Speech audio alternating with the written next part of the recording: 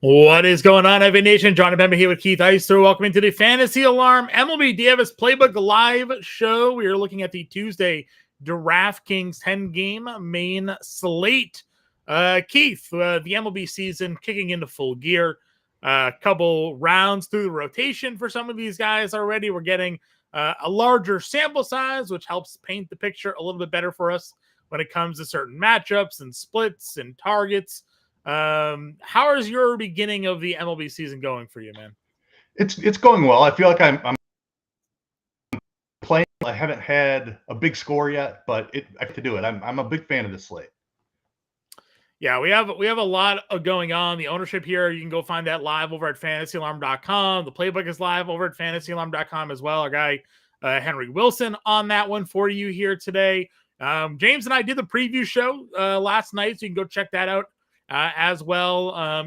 Taking a look at our first impressions of this slate, some guesses and predictions on where ownership might have landed last night, and come to find out this morning, we were pretty much on top of it, especially when it comes to starting pitching. So we'll go position by position. We'll break it all down. We'll build a lineup at the end of the show. We do appreciate you guys tuning in here with us each and every day. Pod Stoner in here saying the good times. Cam the man already bearing the lead. Cole Reagan's day, he says. Yeah, us and the majority of the field. Yeah, Cam knows what's there up as well. And Dwayne saying, let's go. So if you guys have any comments, questions, throw them in the chat. We'll pop them up on the screen. But otherwise, let's kind of get into it. Pitching. Zach Wheeler is $10,500 against Atlanta. Dylan Cease against the Athletics, 10-3 in that matchup. Chris Sale is $9,300.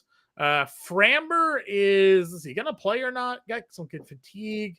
They still don't know, I guess, if he's going to pitch or not. So I guess to be announced. I guess we'll see if he's going to play or not against Seattle. Your top four price starting pitchers there. I was a little surprised looking at ownership this morning, where Zach Wheeler was in terms of the starting pitchers. Yes, he's the top price guy. Yes, there's some mid-tier, but Atlanta's been very bad and Zach Wheeler's been very good. What are your thoughts on spending all the way up today for Wheeler? Yeah, if I'm spending up, Wheeler is the guy for me. It looks like Chris Sale is going to get more ownership for him on the other side of this game. Yeah. I don't know that I necessarily agree with that. I know Sale was incredible last season, not off to as good of a start this season. Wheeler has been the guy that's been absolutely dominating early on.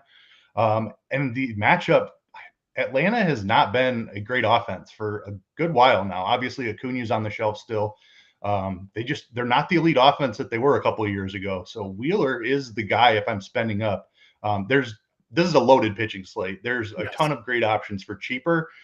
So I can't say that I'm going to be well over the field on Zach Wheeler, but I will have at least as much exposure to Wheeler as I do to Chris Sale. It's not that I don't like Sale. It's just like I said, it's a loaded pitching slate.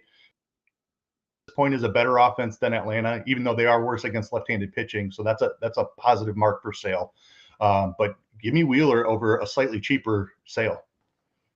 Yeah, we had this morning the first ownership run that came through. Wheeler was at like 17% and Sale was up over 20. It was like, whoa, like I am going to take that discount there if that's what we're going to go for. Like you said, a great spot. Atlanta this season against right-handed pitching, second highest strikeout rate in baseball at 28%, a 275 WOBA, an 094 ISO. So again, they're not doing any damage. And I kind of said this on the preview show. You take Ronald Acuna out of that lineup, and apparently, like, he was the guy that made that lineup go. You had a pitch to basically around him, and when he was on base, obviously he was causing issues. He drove that offense. Now out of there 2 years, basically, started this year and all last year. They're not doing anything. So I like the Wheeler play as a pivot off of Chris Sale. Understand if you wanted to get to Sale there as well. The win equity for both of those players are obviously a little bit lower because both pitchers are pretty dominant. But the mid-tier, I think, is where a lot of people are living here today. Shane Baz is $8,600, gets the Angels. Luis Castillo at home against Houston. Houston this year, a team striking out a ton against right-handed pitching. Cole Reagan's, as we mentioned, top rostered pitcher of the day in that $8,100 range. And I'm not afraid to go to Coors and throw Pretty Peralta against the Colorado Rockies today either. Yeah, like I said, it's a loaded pitching slate. We didn't even mention Dylan Cease in the top range either, and there's nothing wrong with him. He's an elite strikeout pitcher. I know that Park has played really small so far. It remains to be seen whether that's going to continue all year. I think it is going to be at least a pretty strong hitter's park rather. I don't know if it's going to be the elite hitter's park that it has been so far, but the strikeouts for Cease, I'm certainly willing to chase. Just pitch around Tyler Soderstrom apparently, and you'll be okay, right? So, yeah, we loved him yesterday. He had 2 home runs. So yeah, 2 homers. Yeah. There's a lot of power in that Athletics lineup, so there is some risk there for Cease in that ballpark, but I think the strikeout upside is worth chasing a little bit. He should be even lower owned than Wheeler, so if you're looking for a different pivot off of Sale, don't mind Cease. As we go down the salary, it's really strong. There's plenty of options. Boz he looked awesome his last time out. He gets the Angels lineup, who nobody's afraid of, so certainly like Boz. Reagans is the guy for me, though. I know he's projected to be the highest owned, but I cannot argue with it. Reagans is my favorite pitcher in baseball. I'm just going to be upfront with that. As somebody who bets multiple pitcher strikeout props a day, Reagans has been my most profitable past 2+ years ever since he's been in Kansas City. He's still underrated. He's getting more respect than he was a year ago, but he is still underrated for what he is. His strikeout rate against righties has been over 30%. So he's a reverse splits guy that not everybody is buying into necessarily. It doesn't feel like he's like even today, his strikeout prop is 6.5. 6.5. Yeah. Give me the over on the 6.5 strikeouts. I laddered it all the way up to 10. I took the 8+ at +140. So, I was right there with it.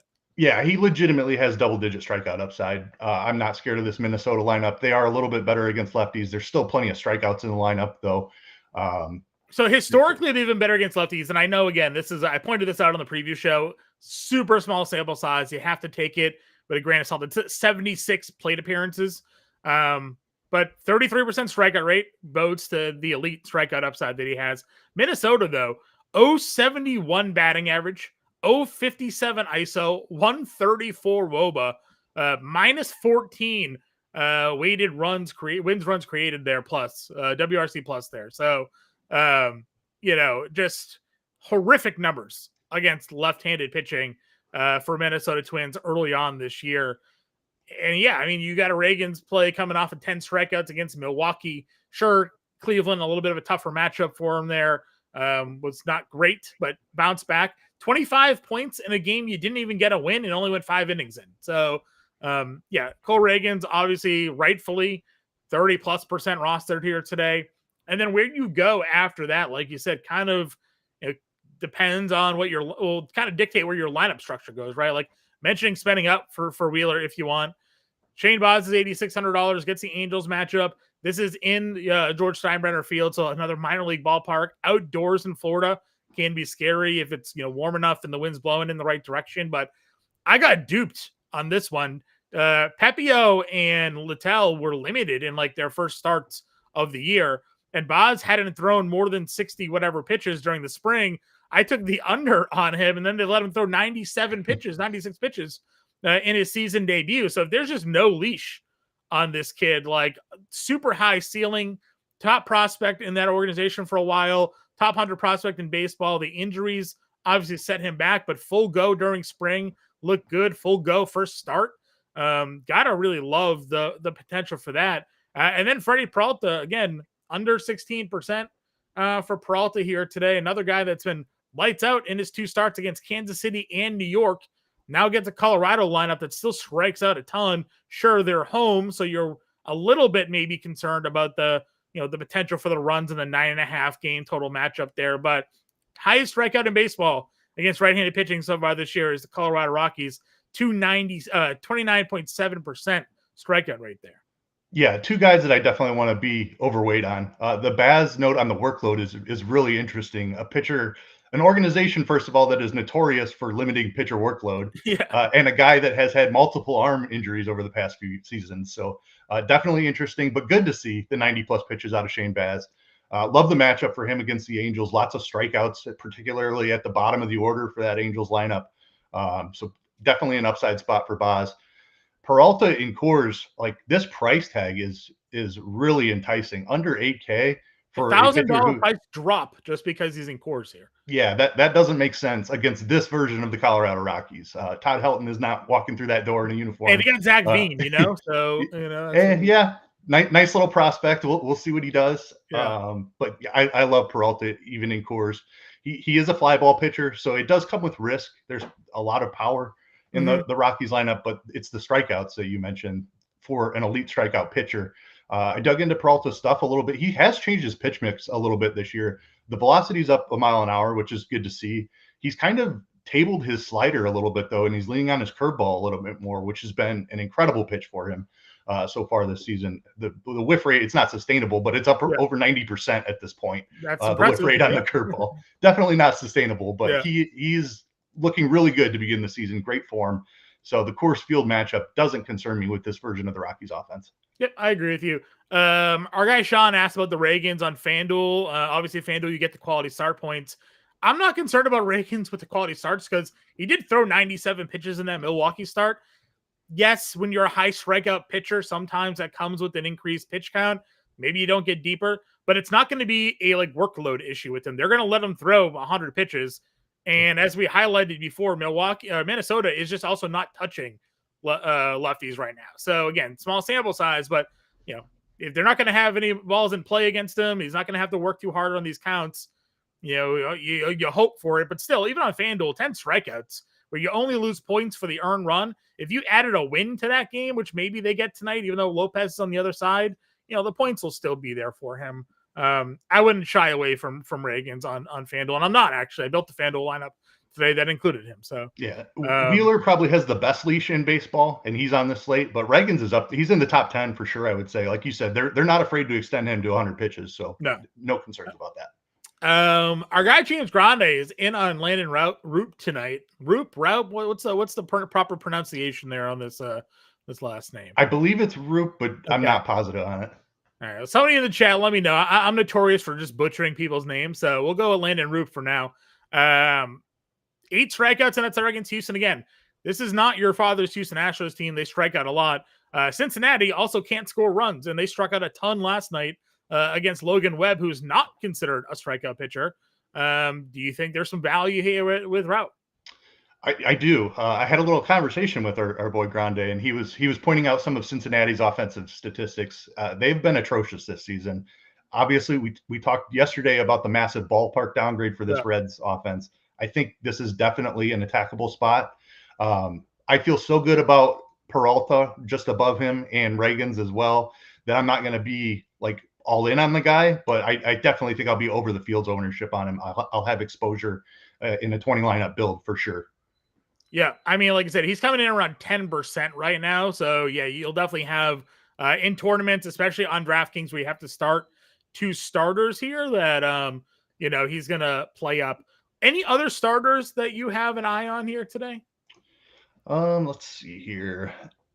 Castillo's an interesting name, but his strikeouts have been way down. We like the matchup this year so far against Houston, but I don't know if I can do it on this slate with as good as or with as down as Castillo's strikeouts have been. So kind of the same for Lodolo. It seems like he's pitching more to contact, trying to limit the walks, but possibly a good ballpark upgrade for him. But I don't think I'm doing it on this slate. Sure. Jeffrey Springs, another talented pitcher. Hate the matchup against San Diego though. If any of these guys came out and outscored somebody like Peralta in Coors, it wouldn't surprise me, but it's not something that I'm betting on today. Yeah, the Castillo one for me has a couple of things that obviously, you know, another year older for him, but he's another guy that kind of has a long leash. Like they'll let him throw 90 plus pitches in a game.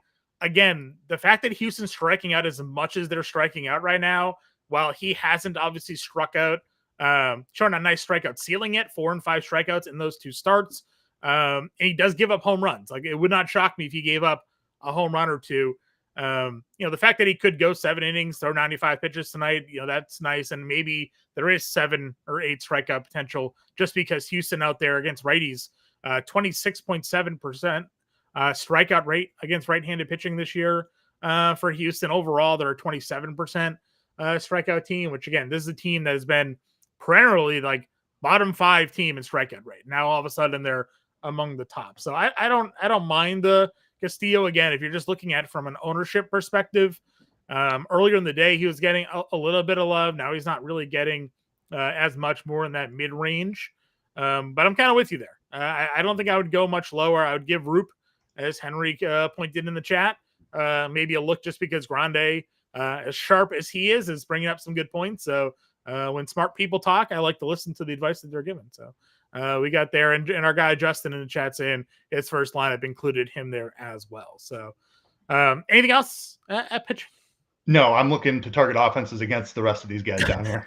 I agree with you.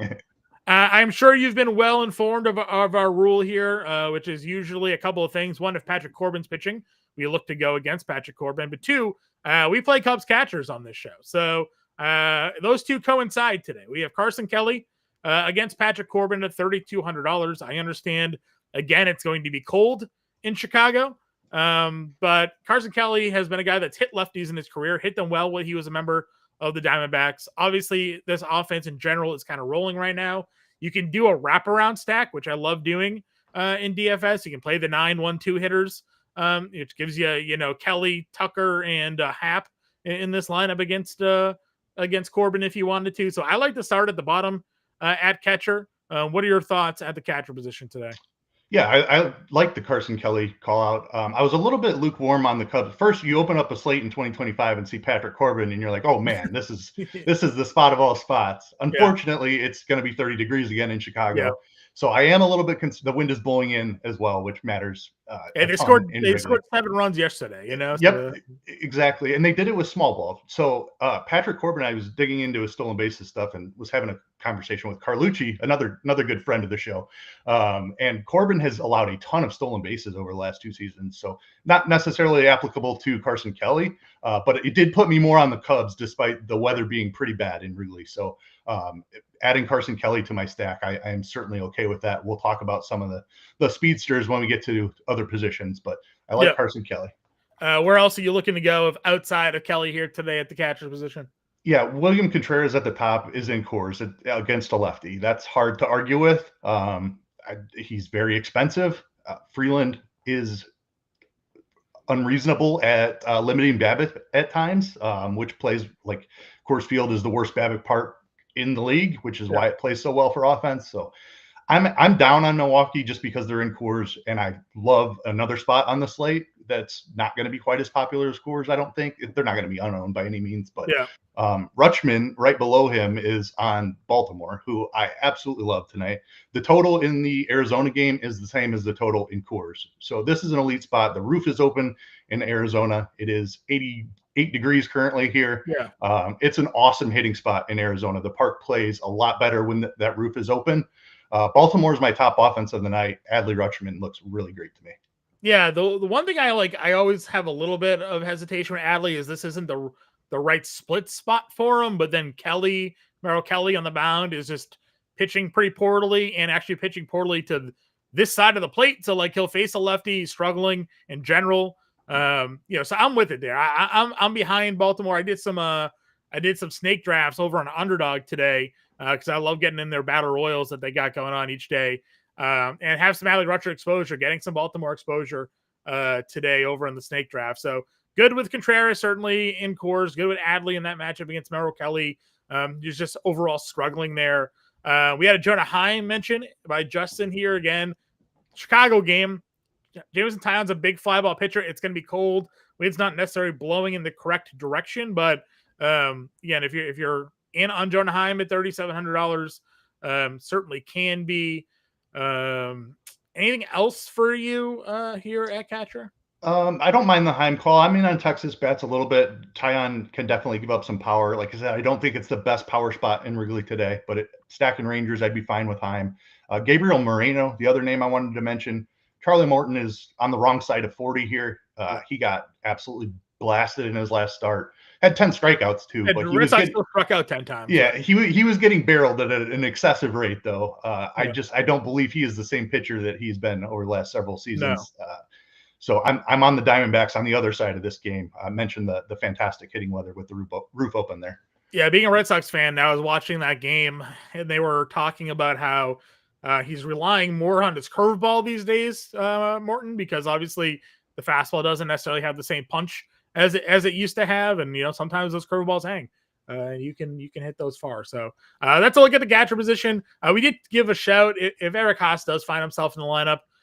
Again, they could double catcher today. Contreras at like DH, Haas catching or something like that, just going to get another righty in the lineup against Freeland. I wouldn't mind going in that direction there either, because Milwaukee is a pretty lefty heavy lineup. So they may do some, finagling to get some more righty bats in there today. So just being a look at that starting lineup does come out. First base position here. Obviously, you mentioned Morton, so Naylor's at 4,700. No power yet on a Naylor, but he's walking more than he's striking out. He's getting on base. So if you like the Arizona offense, certainly there's some potential for you there. Rhys Hoskins, again, is one of the few righties in that lineup against Freeland. Expensive for what Hoskins has done this year, but you are getting the Coors Field bump. Are you looking to spend up on any of these first basemen today? I don't necessarily love either of Naylor or Hoskins. They're certainly fine. I don't mind the Hoskins price because he is in Coors. Like Freeland is an enigma kind of, so it's tough. Like not a guy that I like to play ever, but not a guy I necessarily like to pick on either. I do, however, love to pick on the Colorado bullpen. So like, even though I'm not really interested in picking on Freeland, the Colorado bullpen is still among the worst in the majors. So I do have some interest there in Hoskins. Pasquantino, a guy I like to play a ton. Tough matchup for him today. Mm-hmm. The mid-range is kind of rough until we get down to the Baltimore guys. Mountcastle and O'Hearn both look really good. You mentioned Merrill Kelly struggles to open this season. Velocity's down. Just looks like he's not quite what he was a couple of years ago when he was at least an average major league starter. Looks like he might be taking a step back this year, at least early on. And I mentioned the weather context with the roof open there. Baltimore is a spot I definitely want to attack. So Mountcastle and O'Hearn, two guys I really love. Yep, you got Pavin Smith there as well, 36 game other side. And then we had the Jonathan Aranda mentioned. I said on the preview show, I think Tampa Bay is just going to be a team I play all year and just wait for the one day they score 10 runs, because I think they're talented enough. There's enough power in that lineup to do it with Brandon Lowe and Aranda and Caminero and guys like that they're going to have days where they just kind of pop off. They did get rid of Aranda's second base eligibility, which certainly hurts him a little bit from the versatility standpoint. But he homered off DeGrom the other day. So if you can homer off DeGrom, I think you can homer off Kyle Hendricks, I would say. So I'm going to give Jonathan Aranda a look here at $3,500 hitting cleanup today. Absolutely love that shout out. The Rays are probably my second favorite offense on the slate. They're right up there with Baltimore for me. Kyle Hendricks has a home run problem. He has for a couple years. He had one outlier year where he got lucky with home run to fly ball rate, but he's been giving up about a home run and a half per 9 innings over the last several years. So highly interested in the Rays. Aranda is really cheap. I'm okay that he lost his second base eligibility. The Rays happen to have another second baseman that we're going to talk about for sure. So I'm good playing Aranda here at first base. It's not the loaded power position that it has been in years past. When you don't have Ohtani to play at first base, like they're right. Yep. Little swap big difference there. Speaking of Ohtani, we have Tyler Soderstrom. He has 6 homers now on the year, 3 homers in the last 2 games, 2 homers last night, hitting off a guy like Michael King. Obviously, we considered him to be a pretty good pitcher. Got Dylan Cease tonight. Dylan Cease obviously has been dominant, but we've also had many of instances where Dylan Cease has not found the plate. He's been wild and tends to give up big games when he does lose his stuff. So only $3,400. I mean, you're either a believer or you're not. 4 straight games of 2 hits for Tyler Soderstrom. He was a top 100 prospect for a while. He was top prospect in the A's organization. Fix something, because this dude is not missing right now. Yeah, I am a believer in the Soderstrom bat. I don't love the matchup today, but I'm fine chasing a home run against Cease. He can give up a home run or 2 every once in a while, like you said. If he doesn't have his best spot, the park is certainly great. In Soderstrom, I'm a believer. Cease throws a lot of fastballs, and if they get left over the plate, like you said, because he misses, well, Soderstrom right now is not missing. He's barreling everything. So good on that spot. The other one I would mention is Wilmer Flores. Just another guy that's always hit lefties really well. I understand it's a park downgrade being in San Francisco, but having Lodolo on the mound, Flores, a guy that does have some upside in those spots. Yep, don't mind that. Second base position, Westberg and Lowe, I think, are the 2 guys we're looking to spend up for today. Yeah, absolutely. We talked yesterday about how weak this second base position was. I do not feel that way today. I am highly interested in both of those guys that you mentioned there. Lau against Hendricks, the lefty home runs have been a problem for a long time for Hendricks. Westberg is in that Arizona game with the awesome weather. So really like spending up on both of those guys. A low owned pivot, they're both going to be popular as they should be, in my opinion. But there is a low owned pivot I love a ton in this spot as well. It's Nico Horner. I talked about the stolen base problems for Patrick Corbin over the last 2 years. The Cubs lead the league in stolen bases. So that's kind of what got me on this spot to attack stolen bases. They had, I believe, 5 stolen bases yesterday. So the Cubs are running at an extremely high rate. Corbin is struggling at allowing stolen bases. This sets up really well for Nico Horner, not a guy that we typically think of as having a ton of upside for DFS. But I think this is a spot that he does have some upside. Yeah, I can get behind it. Again, not just like you said, the speed, but the runs have been there because this offense is scoring a lot of runs. So when there's that kind of upside there, it makes sense. Ownership is popping for Casey Schmidt here. I guess there is an expectation with a lefty on the mound that he would be in the lineup. I'm trying to see the last time the Giants faced a lefty, if he was in their lineup. I guess it'd go back to 4-2, right? To see who they played then. But he's only $2,100. He's like 8%. Would you punt Casey Schmidt today at second or first base, I guess? Because normally second base is a position I love to punt, but I kind of feel differently today with the 3 guys that we just talked about. In that game. So. Yeah, I mean, nice lineup spot. Lodolo, I think, is a pretty talented pitcher. Like I said, he's doing some weird things where the strikeouts haven't quite been as good as years past. So I don't know what Lodolo quite is at this point. I don't hate it because of the lineup spot, though. Sure. Ryan Bliss homered the other day, which is not something you see very often. Don't like the matchup for him against Framber either, really. Kyron Paris, if he's in the Angels lineup, maybe another cheap guy you can look at, but don't love his matchup either. Paris is such a weird thing because if you go look at a StatCast page for this season specifically, it looks great, but he's like a 200 career minor league hitter. Like none of these things make any sense what he's doing right now. So either he too adjusted something, maybe he's using the torpedo bat or whatever, but he's all of his StatCast numbers do not indicate the player he's been at any point in time during his minor league career, and yet here we are. So I don't mind it if you want to throw a dart against Shane Baz there. Third base, you have Machado against Springs. Again, we kind of like Springs. I don't want to tax San Diego too much there. Can play Westberg here. Eugenio Suarez has a lot of power, as we've talked about. What are you looking at here for third base? Yeah, the third base is actually the weaker position, I would say, than second today, in my opinion, especially at the top range. Now, Westberg does have third base eligibility, so if you wanted to play him there, that's certainly fine. Suarez has showed off some power. He's still got a little bit left in the tank, I think. Love the weather there in Arizona. Garcia's fine. I don't love the price, especially hitting down at the bottom of the order and a tougher matchup. McMahon and Coors, you could certainly go there. Tough matchup against Peralta for him as well. Austin Riley. The ownership is actually on the other third baseman projected in that game. That's Vinny Capra. $3,500. He's getting almost like 17%. Again, they're just figuring out ways to get righties in their lineup, I assume. He obviously homered on the opening day and hasn't done much of anything since, but would you ride the chalk here, just banking on Coors, or how would you approach that?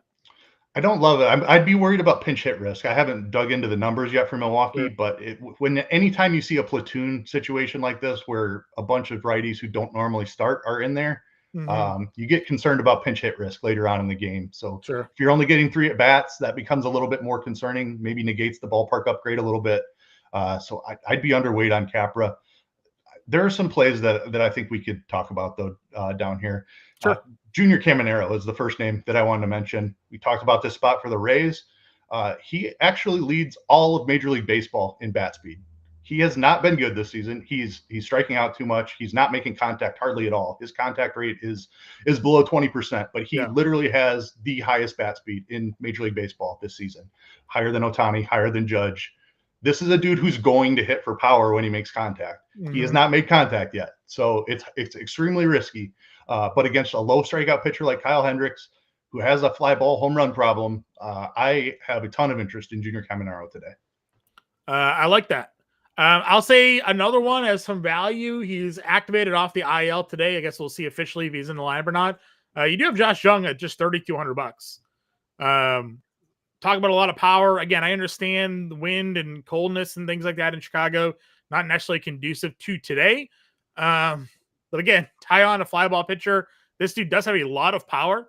And he was, at least okay in a couple of games before he got injured again. He's going to hit in the middle of their lineup. So if he is activated, or he is activated, but if he's in the lineup, I could give him a look there. He is in the lineup. We just got it. He's hitting seventh. So okay. Yeah, good. I like that. He's a more talented player than his $3,200 price tag. Yeah. Well, you look at guys around him. I mean, Edmundo Sosa smokes lefties. Do you want to try him against Sale though? I mean, yeah, not for. I'd rather play Young personally. Right? When he's been on the field, he's been really good. He can't stay on the field is the only problem. I will say Josh Smith is also in that lineup. Talked about stolen bases for the Cubs. I think Texas has some stolen base upside as well, and Josh Smith has been running at a high rate, so I don't mind that as a punt option. Who was the other? Matt Shaw is in that Cubs lineup. He's got a little bit of all-around upside. I certainly wouldn't mind that price there. Yeah, I think that covers it. Probably covers it. I agree with you. Shortstop is a position that's never short on talent. It all depends on, I guess, where your stacks go, or more often than not, maybe this is where your one-off play is from. The ownership again is in Coors. Joey Ortiz is currently the highest projected rostered shortstop, but Gunnar Henderson's right below him, and I think Gunnar Henderson's where we want to be today. Yeah, I totally agree with that. I would definitely go to Henderson first as my first look.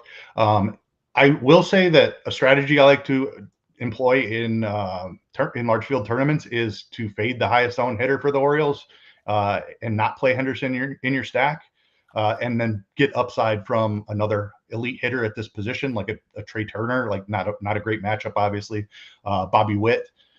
So the ownership is a little concerning on Henderson, but it is deserved. It's a fantastic spot for him.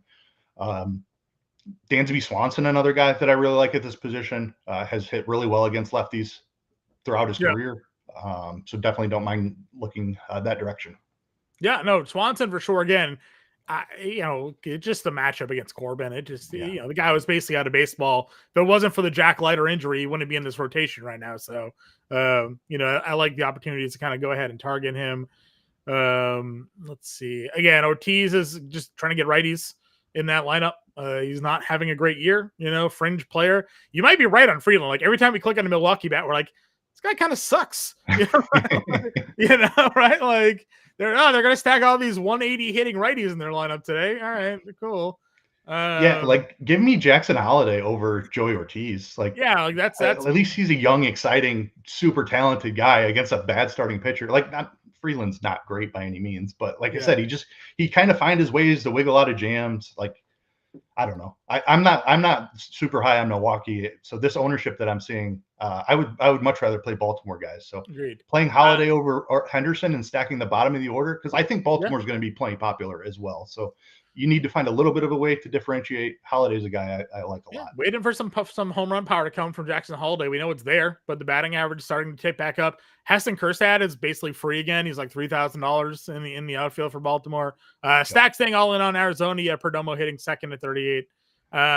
Jacob Wilson doesn't really get out too often. If you were looking for just a punt Arizona guy, you do have that at $3,000. So, anything else for you? No, nothing else. All righty. Outfield we go then. Kyle Tucker is your top priced outfielder for the day. When it comes to ownership for today, he is not actually up there all that. Where's Tucker ownership? Is he under 10% today? Tucker is 3%. I mean, people might see that lefty and get scared. Tucker's probably the best left on. Yeah, he's the best left on left hitter in baseball, I was about to say. So certainly no qualms. The price tag it's way up there, but he's earned it up to this point. Corbin has been a lot better against lefties. I will give him that. Sure. It's maybe his one skill that he has left. But the Washington bullpen is plenty attackable. I have no problem going to Tucker all the way at the top. Churio is the one Milwaukee bat that I'd be most scared of fading, probably. Fantastic spot for him. His speed in Coors, if he puts a ball in a gap, that's probably a triple in that massive outfield. Obviously, we know the home run boost that you get in Coors as well. So Churio, his ownership on Milwaukee is the one Milwaukee bet that does make sense to me. No, I agree with you. He, Yelich, and Frelick are actually the 3 highest rostered outfielders for today. Just people picking and choosing their Coors Field exposure again, which may be overrated today. I guess we'll find out. Other guys up at the top, anybody interest you? Yeah, Corbin Carroll against Charlie Morton can certainly get on board with that. Don't think Morton has much left. Tatis is always playable. Again, I think Springs is a talented pitcher, but elite hitters like Tatis, matchup doesn't matter for me. Yelich is in Coors. He's lefty. Not a guy that I'll be anywhere near overweight on. Suzuki in the Cubs lineup has hit lefties really well. Love the matchup for him. Julio Rodriguez, always a guy you can play. Don't love to pick on Framber necessarily. Let's see here. Anybody else? Brenton Doyle. You can look at all the Colorado outfielders. Yeah, the Colorado guys. Again, I think you can play Chicago. Said Mo in Baltimore, outfielders are getting some ownership. Mullins is 45. I mentioned Kerstad down at 3K. He's getting some love there. Let's see. Yeah, I love both the Baltimore guys. Tyler O'Neill, I'll throw in there too. Kelly has been pretty splits neutral throughout his career, so I'm not necessarily targeting only lefties or anything. Ramos has some pretty diesel power numbers against left-handed pitching. Yes, good call. I like that quite a bit. If Lodolo's not going to strike anybody out this season, then I love this spot for Elio Ramos. Yeah, probably like a one. If you play Ramos, he's more than likely just kind of a one-off play. You're not really probably looking to stack San Francisco too much there, but you have that. Again, you can throw more lefties. I wish he wasn't hitting 8th, but Jake Mangum there has some stolen base upside. Will hit lefty against Hendricks. Morel is actually, again, another guy. I think probably because he's just hitting 5th. He can go on these wild home run tears. He hasn't hit anything yet for power, but people are stacking against Hendricks today. You got him in the $3,700 range. Any other value call outs for you? Wyatt Langford's a guy I have my eye on. I like him a good amount against Tyon. Again, rough weather. If it was a different weather spot, I'd be highly interested in Texas. Did Leody Taveras make that lineup? Let me check that. He is in there hitting 9th. So Taveras is another stolen base guy. I mentioned liking stolen bases in this game with the weather the way that it is. Like, you're not going to be hitting 3-4 home runs, so they're going to have to manufacture runs. I really think the stolen base is something to target in this Wrigley game. Sure. Anthony says it's crazy to stack against Sale. I mean, in tournaments, no, because he's the second highest rostered pitcher. So, certainly can. Obviously, he's a lefty, and you're looking at, Harper and Schwarber are both left-handed. A lot of the bats that do damage in that lineup are from the left side. So, you'd have to, go again. Anthony, you're also a Philly fan, so maybe you've got a little hometown bias going on there. But like I said, I would definitely include Mendo Sosa in that lineup if you're going to stack against Sale. His numbers against lefties, like over 200 ISO last couple of years, pretty elite. Do you have his buddy mentioned Bliss? You did give Bliss a quick shout out earlier in the show. To get that there. Let's see. Any other cheap guys down here? Not really. Nope. No, Alec Thomas, 2,800. Yeah, don't mind that one. They're hitting the ball a little bit better. So you can go there if you want. They got Meisner hitting 6th. Another lefty. If you want to go there, you can. $2,800. So, all right. Let's build a lineup. I think we're both in agreement with starting with Reagan's. I guess the question is, where do we go for the SP2? Yeah, there's a lot of ways you can go. I think going up to somebody like Wheeler with his discounted ownership is certainly viable. I'm a huge fan of Freddie Peralta in Coors Field today, so I'd be fine going that way. Yeah. Depending on if we wanted to go premium Baltimore stack, then somebody like Roop, I think, would be in play as well to go double kind of mid-range at starter.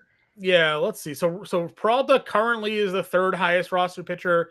So like the Reagan's Peralta combo is probably a little chalky, but I don't hate it honestly because you are getting the discount there.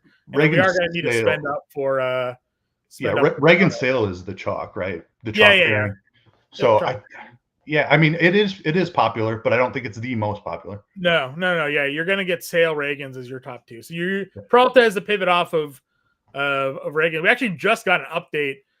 Sale closing the gap. Sale now up over 30% tonight. So we are getting a 10% discount on Peralta there. So I do like that. That's a good movement for us if we wanted to go in that direction. We mentioned going Gunner here at 4K.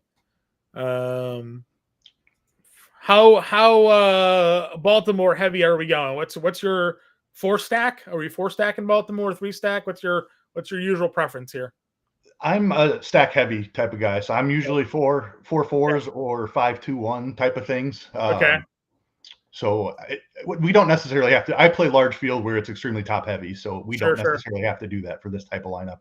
So would you rather go like O'Hearn, Henderson, Adley, and then like Kerstad, or Westberg with Henderson and something like that? What's your preference here of Baltimore builds? Westberg, a guy I really like, has absolutely crushed fastballs. Kelly throws a lot of fastballs. There's another second baseman that I love today as well. So if we play him at third and go Brandon Lau at second, I think would be Lau is one of my favorite hitters on the slate. I kind of feel like maybe doing like an Aranda, Lau, Westberg, Henderson start. Love that. Right, and that does give us 4K, whatever play. So maybe we might have to go like let's go Kerstad. Yep, love that. That's what I was going to suggest too. If we did Adley, they give us 3750, which we can still do. Like we can do like a cheap Meisner to get that 246 Tampa Bay. And then they give us a $4,700 outfielder, so you can spend up a little bit more if you wanted to get.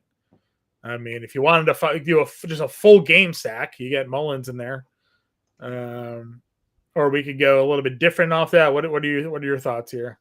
Let's see here. Yeah, I like Mullins. Again, this is the type of lineup I would play in a large field where you need Baltimore to go off for probably 10 runs, but it could certainly happen. So the 5-man is definitely not something I'm opposed to in the style of tournaments that I play. So Mullins, sure. I mean, if you're playing, like you said, if you're playing in the main DraftKings contest today, if you're in like the $4.20 max or something like that, you can get a build there with the 5-3 with those two pitchers, and you'll have $200 left over. So again, it's just a full stack, needing Baltimore to put up a lot of runs today against Arizona. If you were to sort of spend down at catcher a little bit, what do we say we like? We like going like Kelly maybe at 32.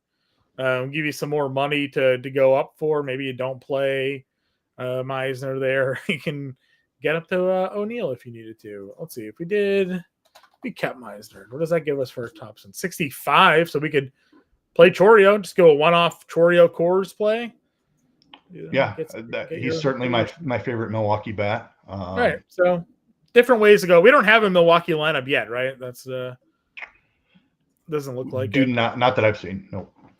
I was say because if they were going to use Haas, we could do Haas instead of Kelly and get like a Chourio Haas build there. So obviously a bunch of different ways to go about it. But like we said, we like Baltimore, we like Tampa Bay as two of our stacks. We don't mind going Arizona on the other side of that game as well. What other lineup stack were we looking at for today? Baltimore, Tampa Bay, Arizona. Yeah, I mean, I'll have some exposure to Milwaukee, probably not as much as the field. Sure.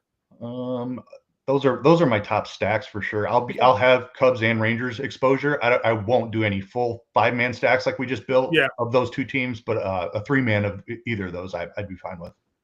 Sure. Yeah, John must be going nuts inside not playing Cubs catcher. Michael, I will always find my way to a Cubs catcher. Don't you worry about it.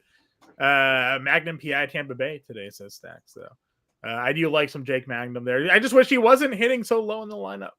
Guys, we do appreciate y'all tuning in. Again, we'll have the preview show tonight for the Wednesday main slate, and we'll be back live tomorrow. Keith and I at it again, 5 p.m. Eastern time. So we appreciate y'all tuning in. Good luck tonight. Get in that Discord, 7-day free trial still going on. FantasyAlarm.com/win. Promo code Let's Go. That first month is less than $20.